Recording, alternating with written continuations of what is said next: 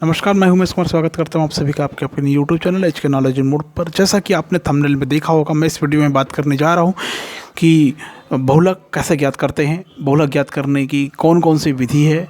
मैं यहां पर इस वीडियो में आपको दो विधि के द्वारा बहुलक बताऊंगा। एक है इंडिविजुअल सीरीज़, व्यक्तिगत श्रेणी में कैसे हम बहुलक ज्ञात करते हैं। दूसरा डिस्क्रीट या असतत सीरीज़ में इंस्पेक्शन या निरीक्षण के द्वारा और समूहीकरण के द्वारा हम कैसे बहुलक ज्ञात करेंगे। इस वीडियो में इतना ही रहेगा। नेक्स्ट वीडियो मिलेगा जिसमें बहुलक की सतत श्रेणी के बारे में मैं बताऊंगा कि सतत श्रेणी में कैसे सवाल सॉल्व किया जाता है, क्या फार्मूला उसके लिए लागू होता है। चलिए वीडियो शुरू करते हैं। वीडियो को गौर से देखिएगा, अंत तक देखिएगा। वीडियो अगर पसंद आया तो वीडियो को प्लीज़ लाइक करें, शेयर करें, कमेंट करिएगा। चैनल पर पहली बार आए होंगे प्लीज़ चैनल को सब्सक्राइब कर लीजिएगा ताकि इसी प्रकार की वीडियो की अपडेट आपको हमेशा प्राप्त होती रहे। वीडियो शुरू करते हैं। फाइंडिंग द मोड बहुलक ज्ञात करना का फोर्थ वीडियो, स्टैटिस्टिक्स सेकेंड का 14th वीडियो है ये, याद रखेंगे। बहुलक इससे पहले बहुलक का ये दूसरा वीडियो, ठीक है।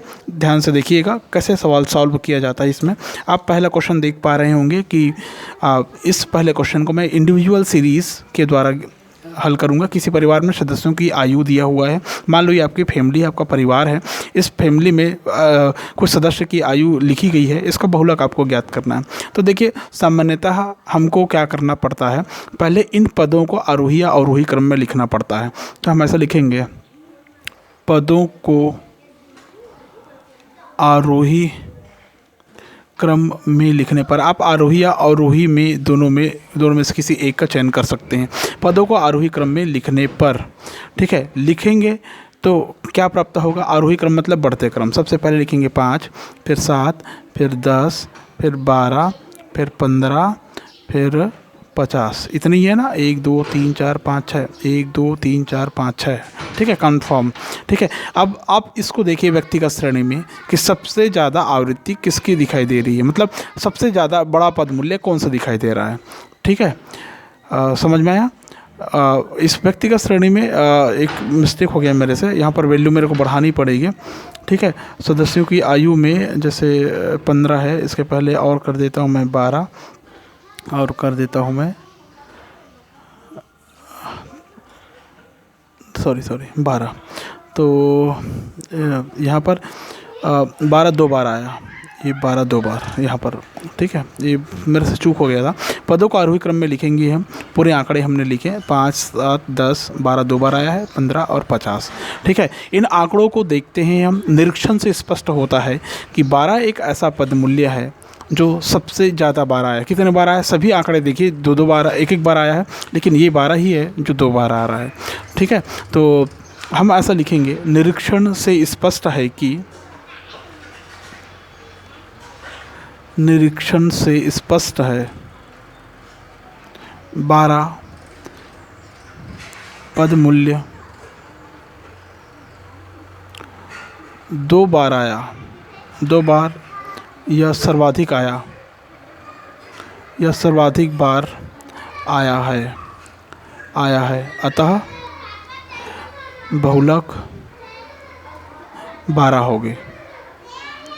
क्लियर है, ऐसा निकालना है आपको। ये हो गया व्यक्तिगत श्रेणी में। अब निम्न बंटन का बहुलक ज्ञात कीजिए। ये एक बंटन, एक सारणी दिया हुआ है, इसको हम डिस्क्रीट सीरीज के इंस्पेक्शन विधि या निरीक्षण विधि के द्वारा हल करेंगे। तो श्रेणी निरीक्षण में क्या करते हैं हम लोग, श्रेणी का निरीक्षण करके पता लगाया जाता है कि किस पद की आवृत्ति सर्वाधिक है, वही पद बहुलक होता है। तो इसमें देखिए किस पद की आवृत्ति सर्वाधिक है। देखिए किस पद की आवृत्ति सर्वाधिक है, तो हमको ऐसा लिखना पड़ता है कि निरीक्षण से स्पष्ट है कि पद मूल्य कौन से पद मूल्य, किसकी आवृत्ति ज़्यादा दिखाई दे रही है, 9 है ना। 9 किसका है, 45 का। पद मूल्य 45 की बारंबारता सर्वाधिक है, अर्थात कितने बार है, 9 बार, 9 है। अतः बहुलक क्या होगा, 45 होगा। समझ में आ गया।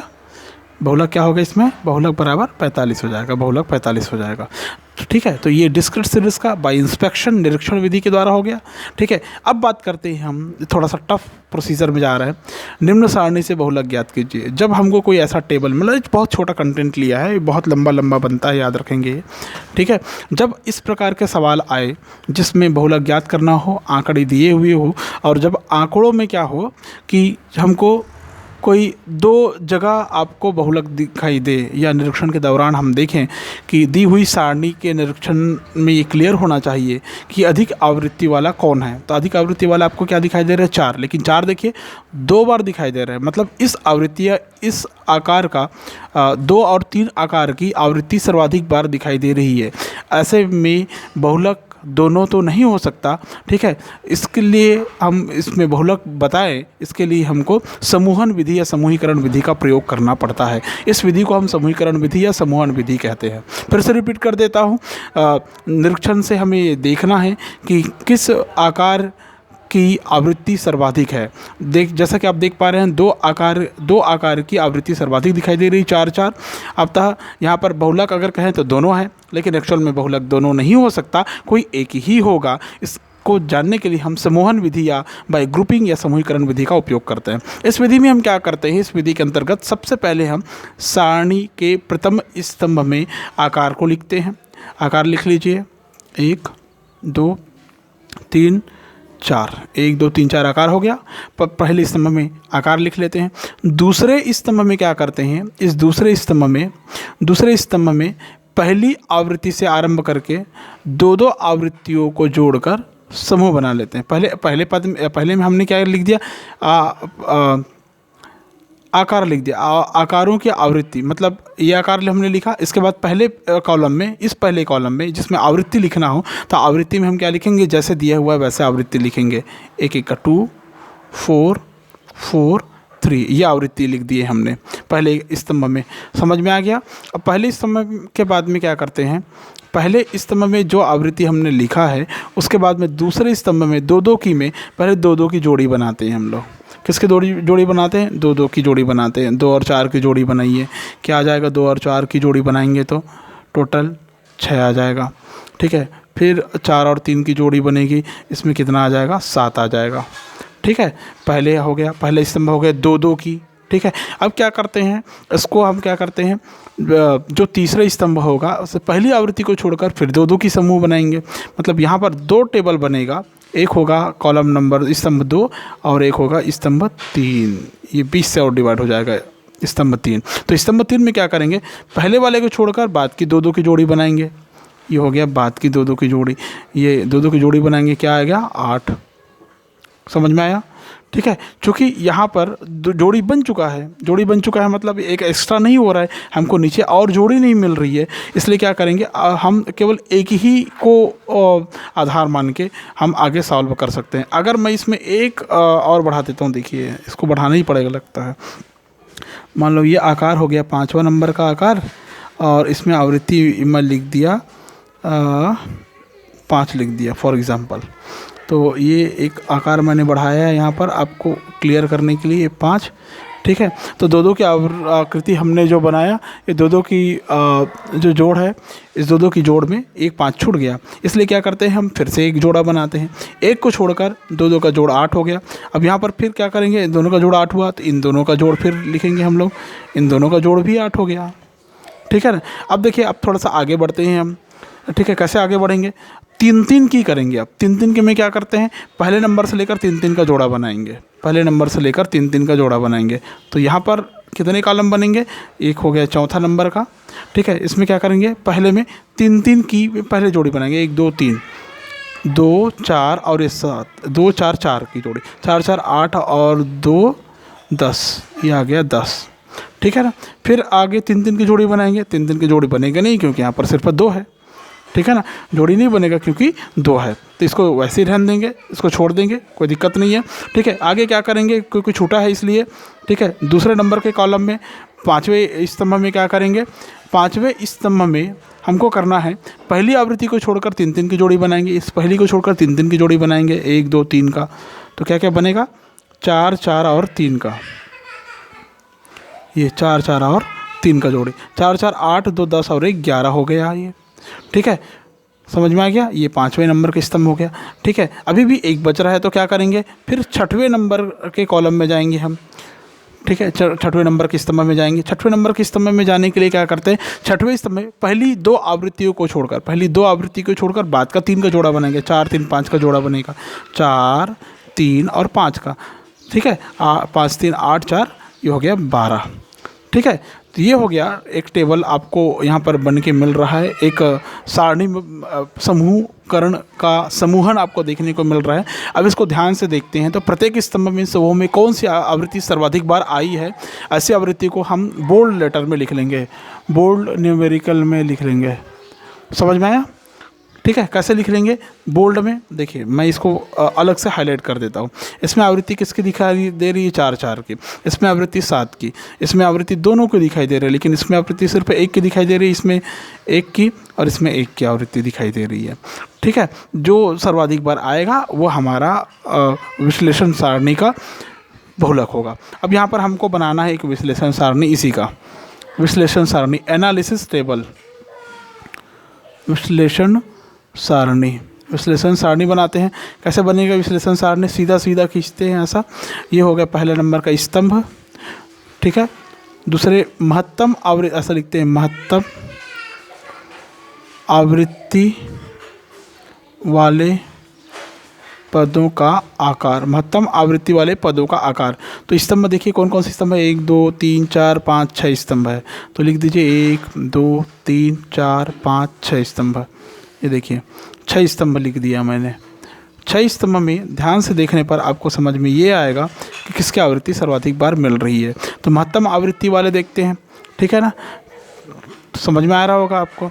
ठीक है, तो पहले नंबर की स्तंभ में देखिए किसकी आवृत्ति ज़्यादा है, आवृत्ति में लिख सकते हैं हम लोग जिसकी लगभग ज़्यादा दिखाई दे रही है, 2 3 4 5 की दिखाई दे रही है, तो हम 2 3 4 5 को माने। तो पहले नंबर में आवृत्ति किसकी ज़्यादा दिखाई दे रही है, 2 और 3 की। ठीक है ना, आवृत्ति किसकी दिखाई दे रही है, 2 और 3 की, 2 और 3 को। ठीक है, किसकी आवृत्ति है, 2 और 3 की। अगर मैं 1 2 3 4 5 मानूँ, ऐसा कैसे 1 2 3 4 5 मानूँ, अगर मैं इसको 5 भागों में डिवाइड कर दूँ फॉर एग्जांपल।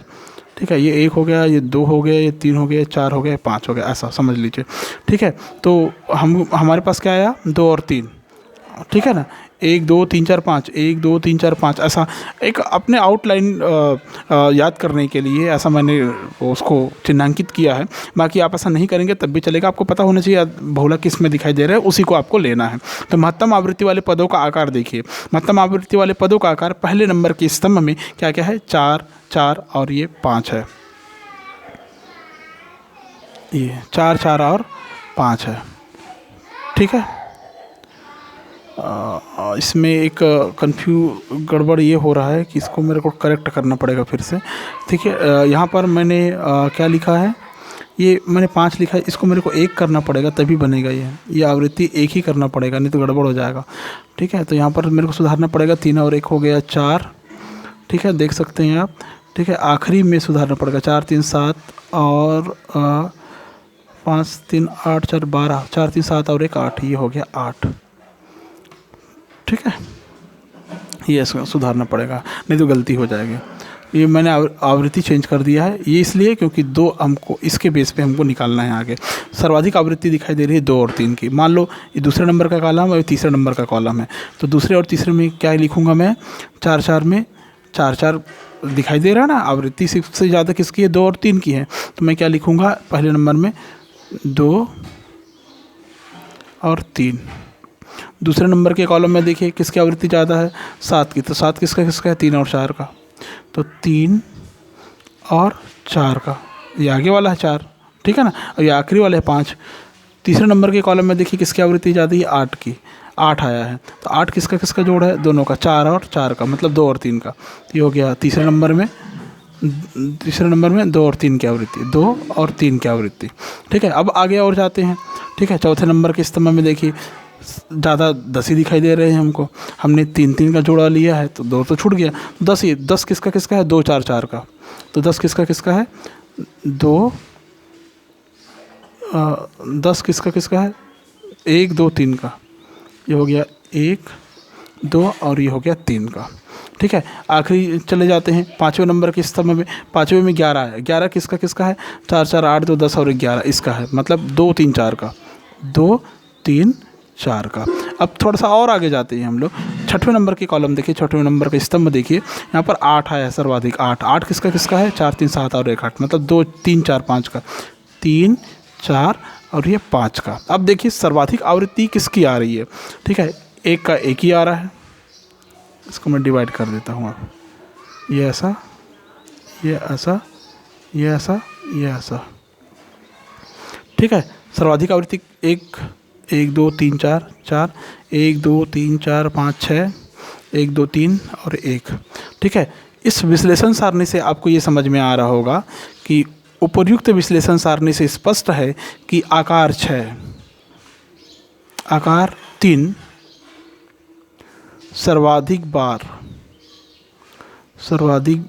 अर्थात कितने बार आया है, नीचे में मैंने टोटल कर दिया है, अर्थात 6 बार आया है, 6 बार आया है। अतः आकार 3 ही अभिष्ट बहुलक होगा, अभिष्ट बहुलक होगा, ठीक है। समझ में आ गया होगा आपको कि समूहीकरण विधि में आप कैसे एनालिसिस टेबल पर, जो थ्योरी मैंने कहा है यहाँ पर आपको लिखना पड़ेगा। जैसे इस टेबल के पहले थ्योरी आती है कि बताना है आपको कि कैसे सारणी में कैसे 2 बहुलक दिखाई दे रहे हैं, तब उसको कैसे सॉल्व कर रहे हैं। बताना है कि पहले स्तंभ में आपने क्या किया, दूसरे स्तंभ में क्या किया, तीसरे स्तंभ में, चौथे स्तंभ, 5वें स्तंभ, 6वें स्तंभ में क्या क्या किया, ठीक है। इसको देखने पर हमको ये समझ में आता है, उसको भी थ्योरी लिखना है। इस सारणी को देखने पर हमको क्या समझ में आता है, यहाँ पर पहले नंबर में बहुलक 4 4 दिखाई दे रहा है, दूसरे नंबर में 7 मतलब 3 4 दिखाई दे रहे हैं, तीसरे नंबर में देखिए बहुलक ये लिखना है इस टेबल के बाद 8 मतलब 2 3 का दिखाई दे रहा है। इसमें देखिए बहुलक इसमें किसका दिखाई दे रहा है, 1 2 3 तीनों दिखाई दे रहा है। 11 नंबर में 5वें नंबर में देखिए 11 मतलब 2 3 4 का बहुलक दिखाई दे रहा है। तो इतना बहुलक दिखाई दे रहे हैं, बहुलक कहलाने के योग्य हो रहे हैं, इसलिए क्या करते हैं हम एनालिसिस टेबल बनाते हैं, विश्लेषण सारणी बनाते हैं। इससे क्लियर हो जाता है कि सर्वाधिक बार कौन आ रहा है, ठीक है। सर 6 बार आया है 3, तो अभिष्ट बहुलक क्या होगा, 3 होगा। ये जो आकार है 3, ये अभिष्ट बहुलक होगा, ये वाला। समझ में आ गया, ठीक है। यही आपका आंसर होगा। इस वीडियो को आप अंत तक देखे होंगे तो वीडियो पसंद आएगा, प्लीज़ वीडियो को लाइक कर, शेयर कर, कमेंट कर। चैनल पर पहली बार आए तो सब्सक्राइब कर लेता है, किसी प्रकार की वीडियो आपको हमसे प्राप्त होती रहे। Thank you so much.